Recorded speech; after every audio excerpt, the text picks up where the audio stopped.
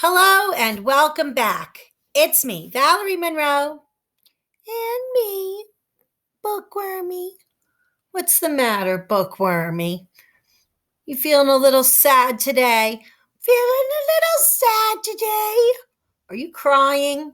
No, just a little sad. I bet I know why. Today, we have just one more chapter. That's right, there's only one more chapter in Down the Swale. Then the book will be over. I know, the book will be over, but all books do come to an end. It's sometimes hard to end a book. You really get attached to the characters and involved in the story, but every book comes to an end. So today we're going to read the end of it.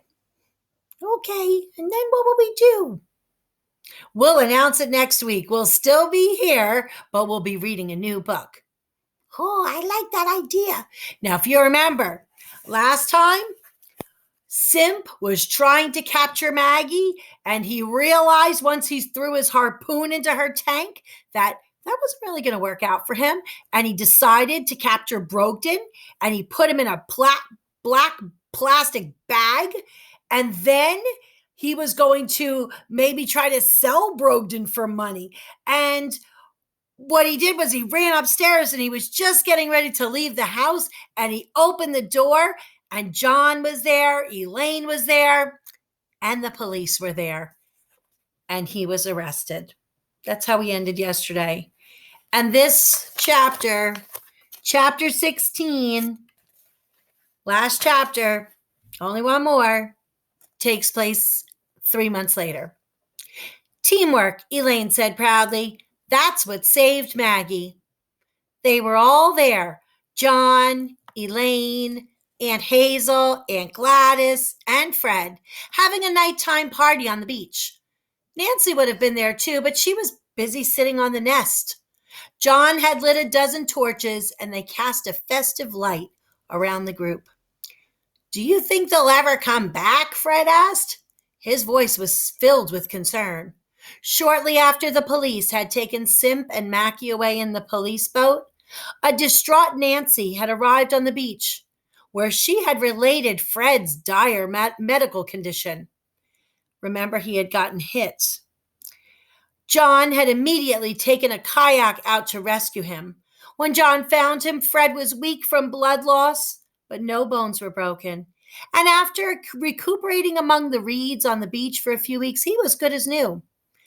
No, I don't think Simp and Mackie will return to Sunset Island, Elaine reassured him. They'll be in jail for a long time. As bad as she felt about the damage to her sailboat from the crash, Varick, remember him from the marina, felt even worse when he saw the state of his boat, which was completely underwater by the time the police located it. Evidently, Simp and Mackie had stolen it. So when the police captured them, their list of crimes grew even longer. Boat theft, damage to property, and speeding on Lake Wahakmo. Well, that's good, Fred replied, because I have a happy announcement. At last count, 4 of the 6 eggs have hatched, and the other 2 are pipping as we speak. 3 girls and a boy so far, he stated proudly. How wonderful, Aunt Hazel crooned. I just love babies. Why, I remember when Brogdon was a tiny baby. And she launched into a story about Brogdon's first words and first steps and first tooth as the festivities stretched long into the late night hours. The weeks following Maggie's rescue had been a relaxing vacation for all of them. Aunt Hazel had spent the days exploring the island, collecting flora and fauna samples. She steered clear of the midgies, though, having gotten one too many bites herself during her part of the plan. Aunt Gladys had luckily gotten off with only a severe headache after being thrown against the wall. She stayed close to Elaine during her time on the island. They spent many hours in the kitchen sharing recipes and other cooking ideas. Even though everyone had proclaimed her a hero, she told Elaine, when they were in the middle of making soufflés, that she didn't feel like one. Oh, I should have fought Simp, she confessed wistfully. Then he wouldn't have gotten the key. Darling, he had a gun, Elaine said, and a harpoon. Oh, goodness knows none of you could have predicted that. And given his size, you were awfully brave. Aunt Gladys blushed at this flattery. Brogden had enjoyed the visit most of all. No one could believe that he had trained Maggie to act so ferociously in such a short time. Although he knew that Maggie would never have actually attacked Simp, Brogden really enjoyed watching Simp think it would happen. Served him right, Brogden thought. When Simp and Mackie had been led away, Brogden climbed out of the black bag and rushed downstairs to check on Maggie. Oh, she was in a terrible state after seeing him get bagged and carried off. To console herself, she had reached as far out of the tank as she could and ate all the pellets that had rolled out onto the floor. When she saw that Brogden was safe and sound, she tried to turn somersaults, but only managed one because her tummy was so full. Then she smiled her big, toothy grin at Brogden. Good girl, Maggie, Brogden praised her. Good job. Yum, she replied. Yum. Burp. Then she rolled onto her back and fell asleep. Brogden spent the rest of his time on the island, taking care of Maggie and teaching her tricks. Each day he reflected on how thankful he was that she was safe, that they all were. Mackie was still groggy when the police led him away. Dazed, he rambled on incoherently about some little old lady who was only a foot tall. Only a foot tall! And she's in trouble, he repeated over and over to the officers, trying to convince them. I'm telling you, there's a foot high old lady in the house. Right, sure, the policeman said.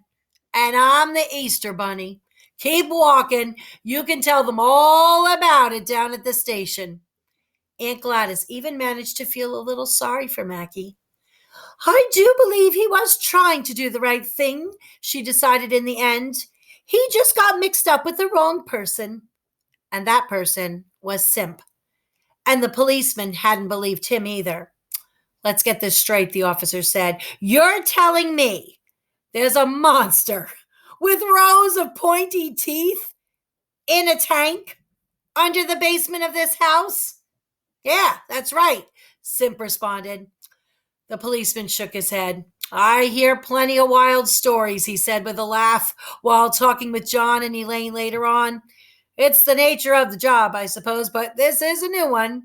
They nodded and laughed too, inwardly relieved that the officer hadn't decided to investigate the basement, or the black bag for that matter.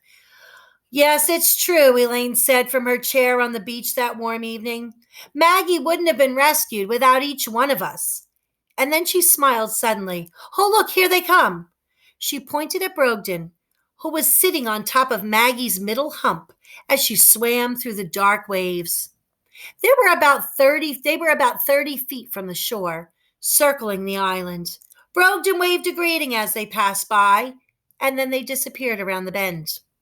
Brogden had asked John and Elaine if he could ride Maggie during the daytime, but they said not yet because there were too many people who would still misunderstand her and want to capture her or harm her. Riding Maggie around the island felt like the greatest thing in the world to Brogden. Certainly better than a boat, he thought.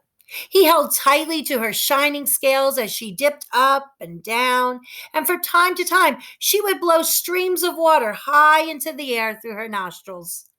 Each time she completed a lap around the island, she would turn to face Brogden, and he would toss a pellet into her mouth. Yum, she hummed gratefully. Yum.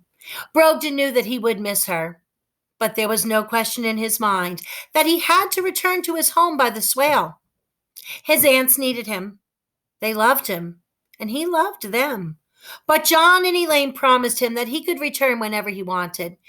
He could consider Sunset Island his second home, they said.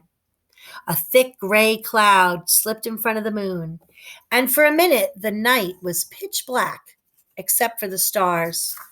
Years later, people who were looking at it like Wahakmo that night would recall rubbing their eyes and wondering what was out there moving through the water near the island. Some said it was a group of large turtles. Others said it was a string of boats. From a distance, with only the naked eye, it could have been anything at all. But on that night, if they had thought to reach for their binoculars, they would have seen Maggie, a most unusual and magnificent creature, swimming gracefully through the waves, her scales glittering like an explosion of light. And on her back was a boy named Brogden, all of a foot tall, who always believed if he ever went down the swale, he would find something incredible. That is the end, the very last chapter of Down the Swale. In our next episode, I'm going to try to fill you in on some of the behind the scenes inspirations for this story. I certainly hope you've enjoyed it.